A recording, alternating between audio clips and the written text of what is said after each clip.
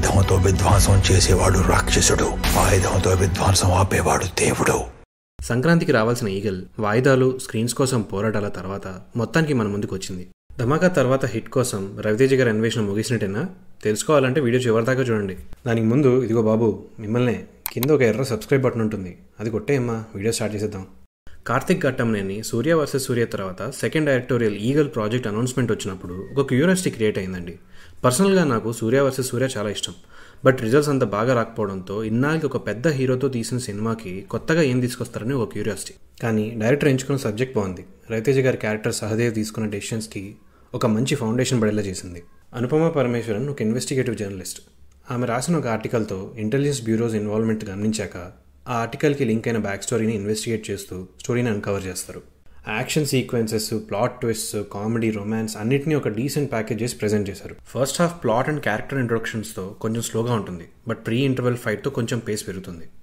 ఈ సినిమాలో నాకు పర్టికులర్గా హైలైట్ అయింది మాత్రం డెబ్యూటెంట్ మ్యూజిక్ డైరెక్టర్ దేవ్జన్స్ వర్క్ అండి.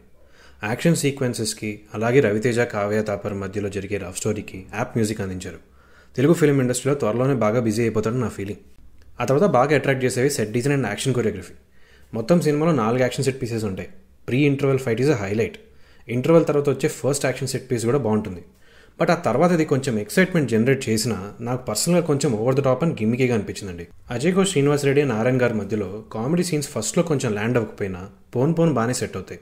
శ్రీనివాస్ అవసరాలని అనుపమ పరమేశ్వరన్వి sizable roles and performances are good. Madhubala గారి క్యారెక్టర్ ఇంపార్టెంట్ అయినా స్క్రీన్ టైం చాలా తక్కువ. నవదీప్ గారిని చాలా రోజుల తర్వాత ఒక డీసెంట్ రోల్లో చూడడం బాగుందండి. బ్యాట్మ్యాన్కి రాబిన్ లాగా రవితేజ గారికి ఒక ట్రస్టెడ్ రైట్ హ్యాండ్ క్యారెక్టర్ నవదీప్ది, అండ్ ఆయన బాగా సెట్ అయ్యారు ఈ రోల్కి. మాస్ మహారాజా రవితేజ గారు ఒక స్నైపర్ రోల్ బాగా సెట్ అయ్యారు. ఈ సినిమాలో ఆయన బాగా ప్రెజెంట్ చేశారు కూడా. ఆయన పర్ఫార్మెన్స్ గురించి చెప్పేది ఏముందండి, ఇలాంటి రోల్స్ ఆయన కొత్త ఏం కాదు. ఇప్పుడు ఇక అసలు విషయానికి వద్దాం. Eagle is 100% decent watch and beyond. But direction and editing డిపార్ట్మెంట్లో కార్తిక్ ఘట్టంనేని గారి ఎక్స్పీరియన్స్ లిమిటెడ్ అవడం వల్ల అనుకుంటా ఎక్కడో కొంచెం ఫినిష్ తగ్గిందండి. ఫస్ట్ హాఫ్లో జరిగే ఇన్వెస్టిగేషన్ ఈవెంట్స్ మధ్యలో కంటిన్యూటీ కరెక్ట్గా ఎస్టాబ్లిష్ చేయలేకపోయారు అనిపించింది. రైటింగ్లో కొన్ని షార్ట్ కమింగ్స్ ఉన్నాయండి. ఫస్ట్ హాఫ్ మరీ ముఖ్యంగా.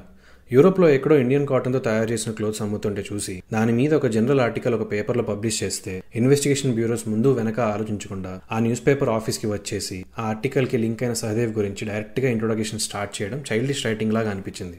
అలాగే ఒక యాక్షన్ సీక్వెన్స్లో రవితేజ గారు తీసుకునే కొన్ని డెసిషన్స్ కూడా ఆయన క్యారెక్టర్ ఐడియాలజీకి చాలా అగేన్స్ట్ ఉంటాయనిపించింది. బట్ కొన్ని ప్లాట్ పాయింట్స్ అండ్ క్యారెక్టర్స్ చాలా మెచ్యూర్డ్గా రాసుకున్నారండి. మళ్ళీ సెకండ్ హాఫ్కి వచ్చేసరికి బ్యాలెన్స్ కనిపిస్తుంది. కావ్య థాపర్ అండ్ రవితేజ మధ్య జరిగే love story is well return and బాగా ప్రెజెంట్ కూడా చేశారు.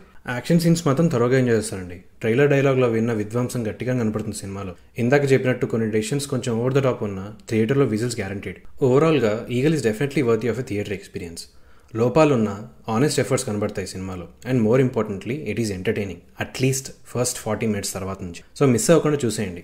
అండ్ మీ వ్యూస్ని కామెంట్ సెక్షన్లో మాతో షేర్ చేయండి. వీడియో నచ్చినట్లయితే లైక్ చేసి షేర్ చేయండి. అండ్ మర్చిపోకుండా సబ్స్క్రైబ్ చేసుకోండి. నెక్స్ట్ వీడియోలో మళ్ళీ కలుద్దాం. అంతవరకు సెలవు.